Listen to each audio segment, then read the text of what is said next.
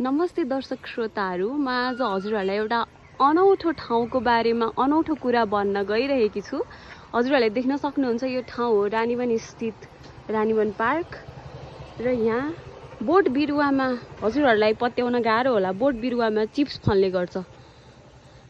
पहिला यो बोट बिरुवा 1 वर्ष अगाडि मैले यहाँ रोपेर जाँदा यस्तो थियो, पछि यसरी फक्रेर फुल भयो। अब हेर्नुहोस् है दर्शक वृन्दहरू, आज म यहाँ आएको रेखदेख गर्नको लागि। हेर्नुहोस् त यो बिरुवामा त चिप्स फलिसकेछ। कस्तो आश्चर्यजनक कुरा। अब आज यहाँ यो फक्रेको फुलहरू पनि भोलि यहाँ यस्तै चिप्स पलाउने छ। म हजुरहरूलाई भोलि देखाउँछु। दर्शक श्रोताहरू, यस्तै अनौठो खबरका लागि हाम्रो च्यानललाई सब्स्क्राइब गर्न नबिर्सिनु होला। हस् त, बिदा हुन चाहन्छौँ। धन्यवाद।